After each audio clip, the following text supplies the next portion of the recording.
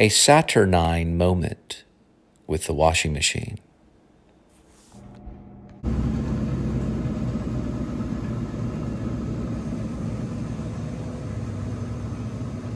And brought to you by the peach edition of Red Bull. It's actually peach and nectarine.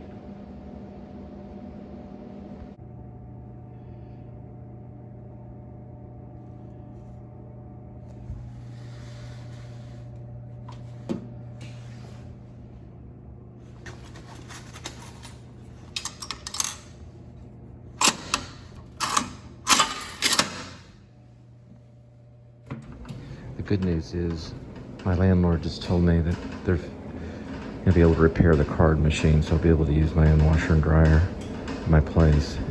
So we have to use a card at our little laundromat. So I'm using the neighboring laundromat. All right, it's November 3rd, 2021. We're headed to the Texas Motor Speedway.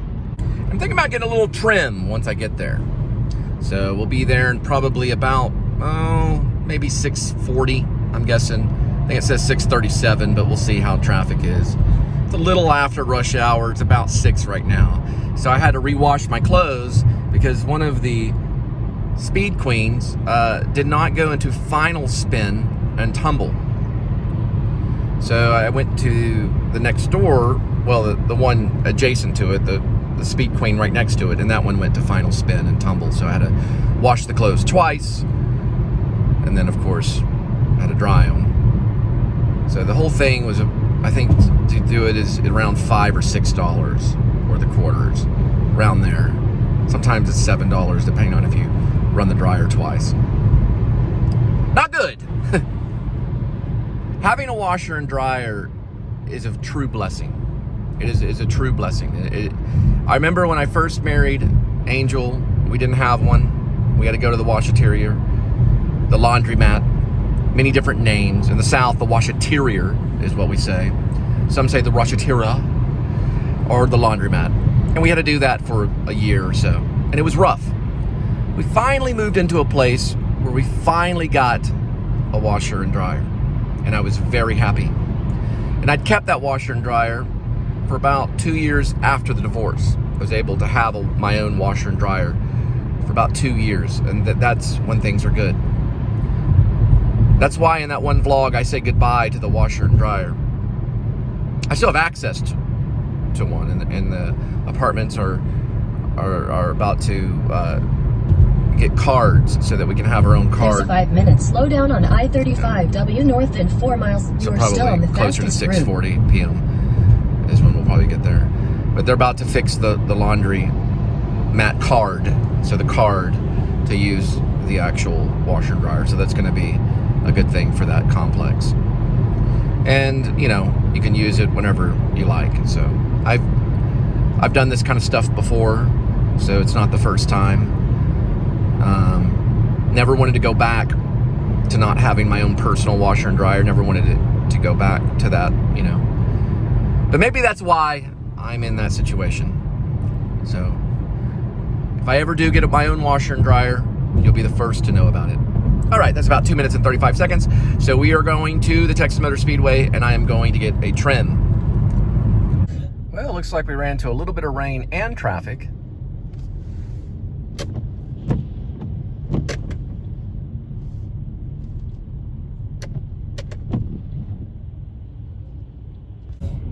There's the little marker that I use to gauge traffic.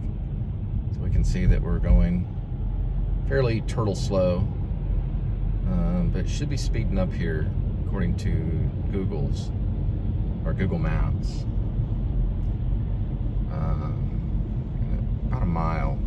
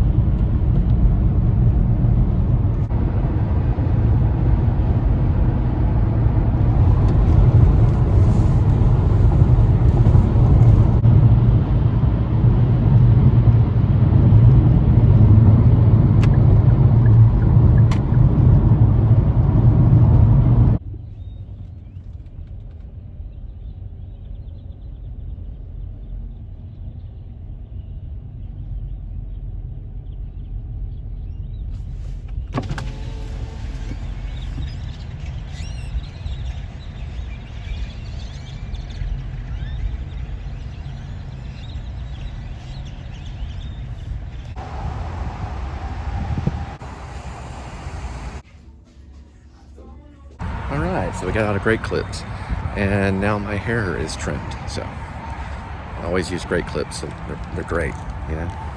All right, so I got a haircut from a really nice lady. I told to please subscribe to the Please Subscribe show at the Great Clips right here in North Lake, right by 114, right next to Texas Motor Speedway. It's actually a really good salon. I've been to a lot of them. And so far, I've just been using Great Clips. I've used Pro Cuts before, and even Tony and Guy. Of course, Tony and Guy, they're usually the best, but they charge anywhere between 70 to 100, sometimes even 300, depending on the hair creative. What do they call each other? Hair creatives. And Tony and Guy, I think they call the people that are hair salonists, they call them like hair enthusiasts and stuff. They have like different names. They don't call each other or they're a hair salonist or something like that. They don't say they're a Barbara or a barber. They don't say that they're a barber. What I'm basically saying is Tony and Guy, they have real creative names that they call each other if they're cutting your hair. It's like a hair enthusiast or a hair creative or something like that. I don't remember. A hair creation artist, a hair artist or something. Anyway, this is just, this lady was a salonist. She did a good job. I'm really liking my haircut. It feels nice. So anyway, I'm headed off to drop off some Raising Cane's. So right here, I'm gonna tell you a story about right there on the nail on the end of my thumb today. I was doing the wash, Super Queen, at the next door apartments because my apartment's still working on their laundry card.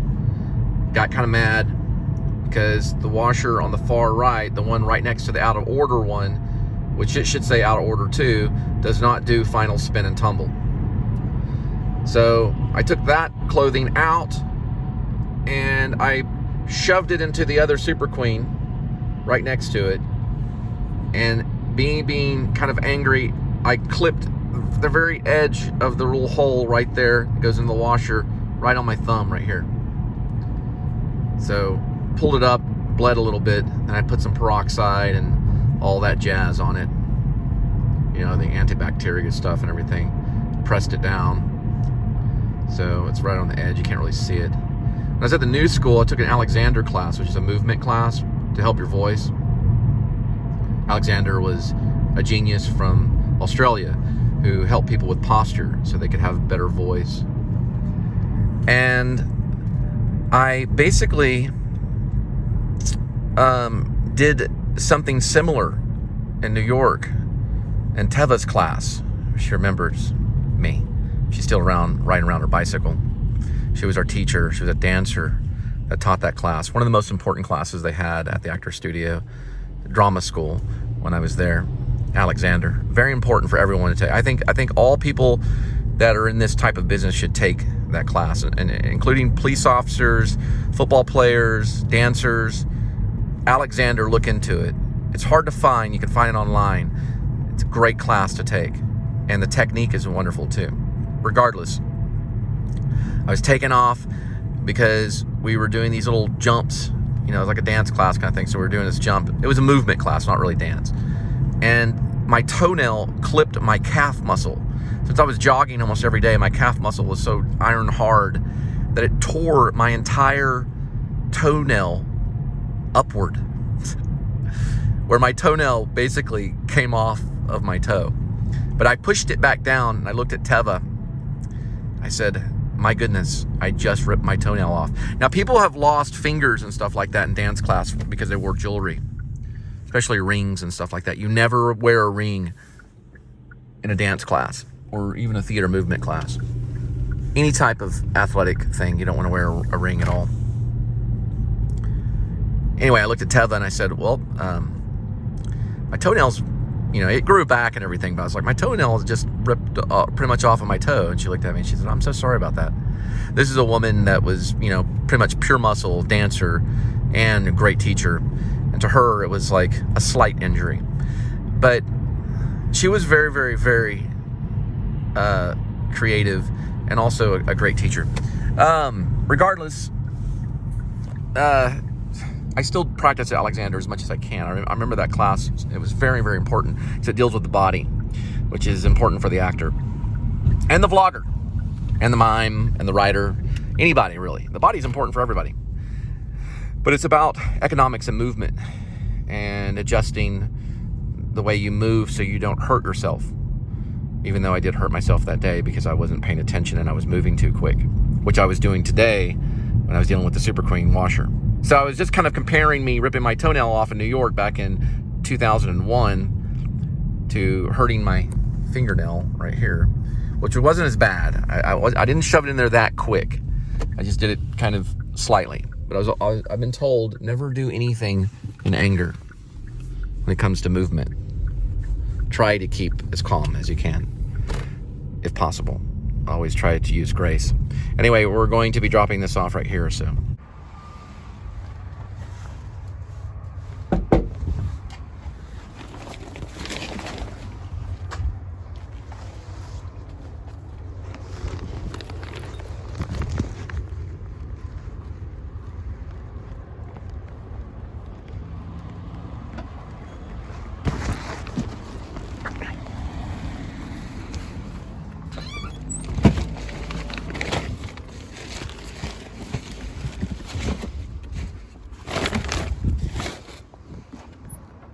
Doing some research, I found out something really amazing, because a lot of times when I go and get my hair cut, I'll say, just cut it like James Dean. I do that sometimes, or I show up a black and white photo of James Dean. James Dean has been dead for a very long time, since the 50s.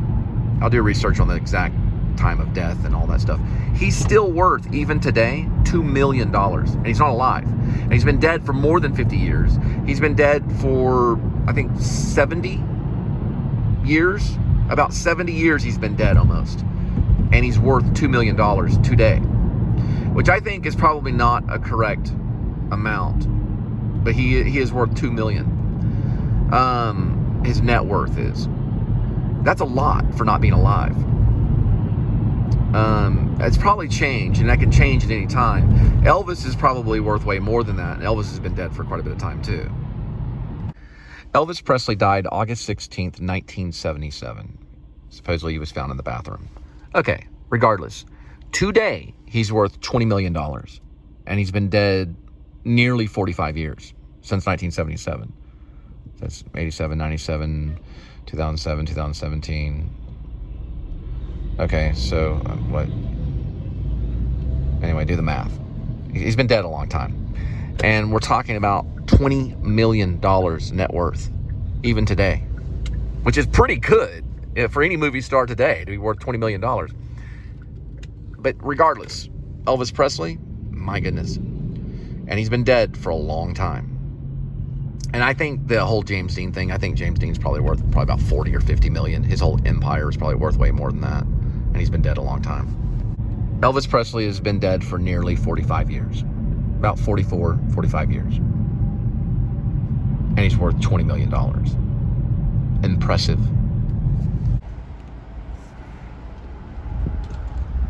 So we got one at Taco Bell.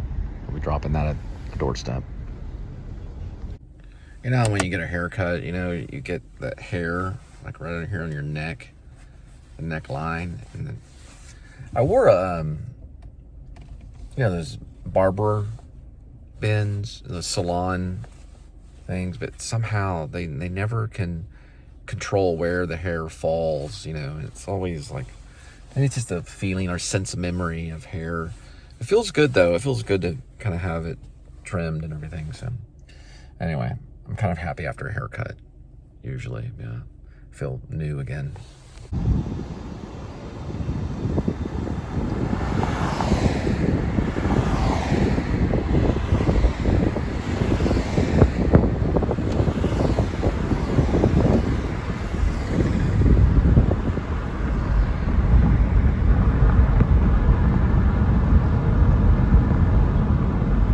Boy, this person was difficult to find, but we finally found it.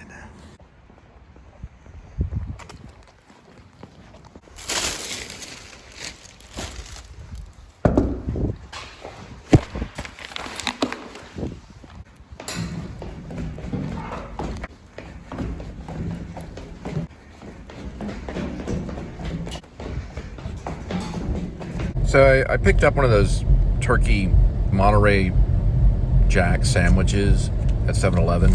And I found these kettle chips. They're smoked Gouda. 7-Eleven. They're like $1 or something. They're really, really good. The sandwich comes in a little case like this. They used to be my favorite, but they're kind of expensive, but I use points on them. So that was a sandwich. It's smoked turkey and Monterey Jack cheese sandwich. It's pretty good. It's about, I don't know, $5. And I got one of those Tabasco things too. I was really hungry. I didn't eat all day. Anyway, I got to pick up some pizza at New York Pizza out in the middle of these suburbs. So that's our next stop. Really good. Try them out. It's Gouda right here. Kettle. Smoked food in kettle. Not too bad. New York Pizza Italian restaurant.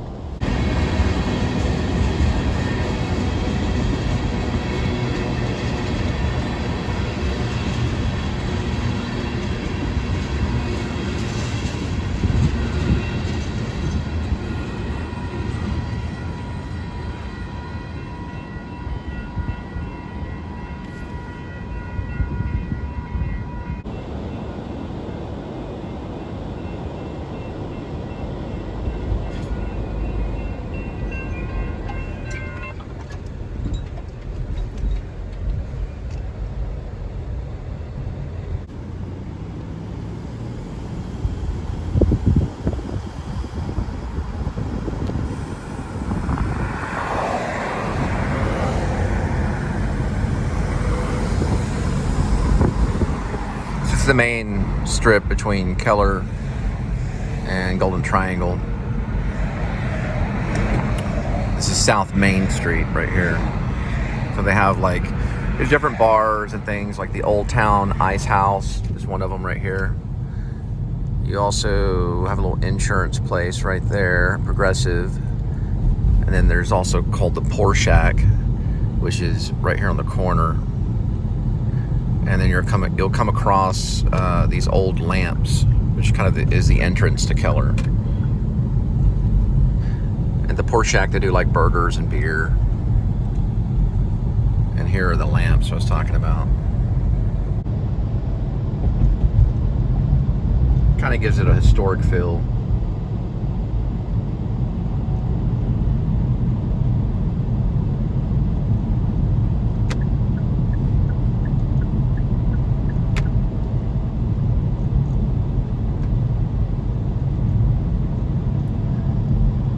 Passing Bear Creek Parkway. I went to Bear Creek Intermediate when I was younger, and Keller High School for a while. I bounced around high schools until I finally graduated from Pascal High School in Fort Worth.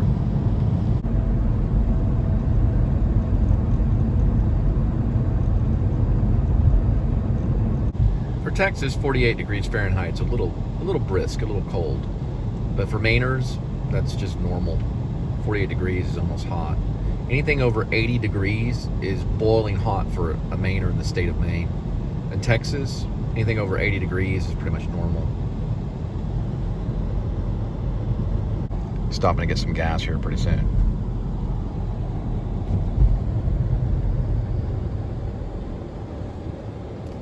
Neil?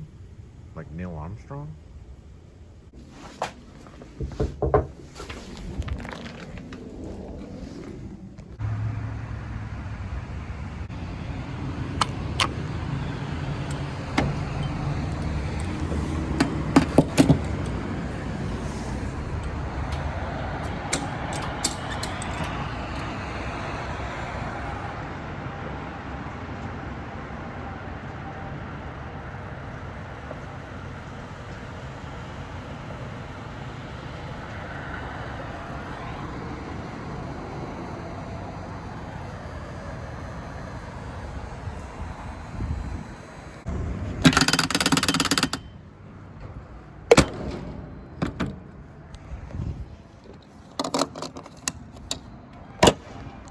Home of the Keller Indians. And that's Golden Triangle and Keller Parkway. The arrest happened on Keller Parkway further down, I think when it turns to 1709 off of Vermilion Court. That's where the officer arrested me. The only thing I'd have to say ultimately about all of it, I think what's going to end up happening on police reform in the next few years is going to be guided probably by the CDC, even though the Republicans hate that. and I'm sure Abbott doesn't agree with it either. Also, there are places throughout the United States right now where they're forcing police officers to get vaccinated, which I don't really support that either. None of them were masked, and especially in the jail cell, none of them were masked. I did notice some of the officers, and this is probably something they practice anyway in jail cells, they did keep 6 feet when I was in my cell. So they did practice that to a certain extent, but they weren't diligent. They weren't diligent about it. And that will change on police reform. How they're going to have to make arrests in the future and be very different than how they're having it now. If one of those officers had it or whatever, they were pretty close to me at times not wearing masks at all. So that would be my only suggestion to the Keller Police Department, is be more aware of protocol when it comes to CDC. You don't necessarily have to put someone in a chokehold nowadays to really hurt them. And that could go at any time, really. But I'm sure most of them are vaccinated. I keep my personal vaccination stuff quiet.